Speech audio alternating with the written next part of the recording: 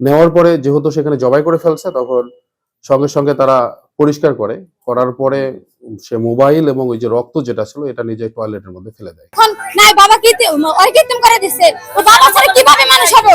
এটা আপনারা এই বিচার করবেন আর ফাঁসি দিবেন। এই পৃথিবীতে কেউ যেন আমার বাবা খুন করে জানি ঘুরে না বেড়াতে পারে, সবারই আমরা ফাঁসি চাই। আমাকে বাবা আমাকে কাছে কাহিনী সবাই যেন ফাঁসি দেয়, দুনিয়া সারা করে দাও। সিরাজগঞ্জের শাহজাদপুরে নলুয়া গ্রামের বটতলা এলাকার চাঞ্চল্যকর ব্যবসায়ী রইস উদ্দিনের হত্যা মামলার রহস্য উদ্ঘাটন ও 2 জন হত্যাকারী গ্রেপ্তার। হত্যাকাণ্ডে ব্যবহৃত চাকু এবং ভিকটিমের লুণ্ঠিত মোবাইল, ট্রাউজার ও লুঙ্গি উদ্ধার করেছে থানা পুলিশ।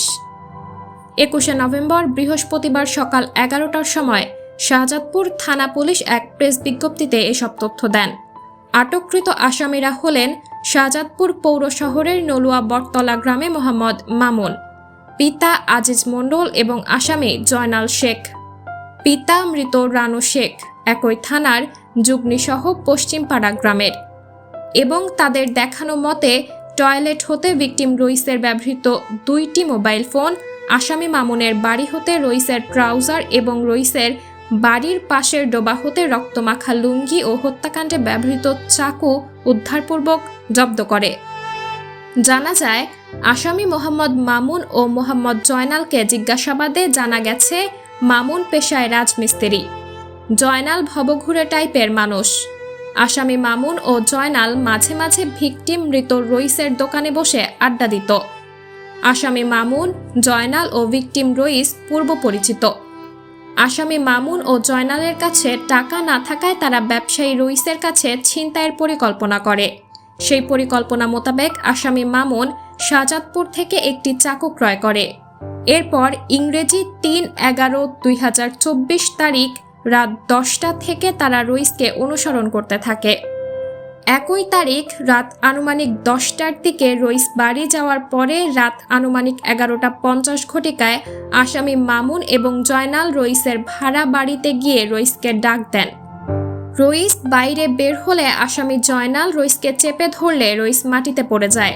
আসামি মামুন রইসকে জবাই করে হত্যা করে এবং রইসের ঘরের তোশকের নিচে থাকা 16,000 টাকা আসামি মামুন নেয়। এরপরে রইসের ব্যবহৃত 2টি মোবাইল এবং রক্ত গামলাতে করে টয়লেটে ফেলে দেয়। মামুনের রক্তমাখা লুঙ্গি এবং হত্যাকাণ্ডে ব্যবহৃত চাকু বাড়ির পাশে ডোবাতে ফেলে দেয়।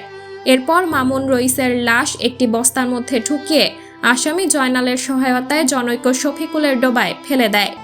এরপর মামুন নিজে 10,000 টাকা নেয় এবং জয়নালকে 6,000 টাকা দেয়। এরপর তারা নিজ নিজ বাড়িতে ফেরত গিয়ে স্বাভাবিক জীবনযাপন করতে থাকে। জয়নাল তাকে মানে 5 কোলা করে ধরে ফেলে সে মাটিতে পড়ে যায়। তখন মামুন তার হাতে যে চাকু ছিল এই চাকু দিয়ে এসে তার গলা কেটে হত্যা করার পরে, যেহেতু তারা টাকার জন্য এই কাজটা করছিল এবং মামুন জানতো যে রইসের কাছে 16,000 টাকা আছে, তখন মামুন তার ঘরের মধ্যে যায়, যে ঘরের মধ্যে যে তোষক আছে তোষকের নিচ থেকে 16,000 টাকা নেওয়ার পরে যেহেতু সেখানে জবাই করে ফেলছে, তখন সঙ্গে সঙ্গে তারা পরিষ্কার করে।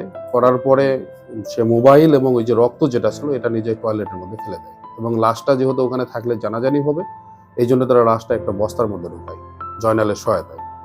বস্তার মধ্যে ঢুকানোর পরে তারা লাশটা কাঁধে করে নিয়ে এসে যে শফিকুলের যে ডোবা, অর্থাৎ আমরা যেখান থেকে লাশ উদ্ধার করছি সেখানে পানির মধ্যে ডুবায়।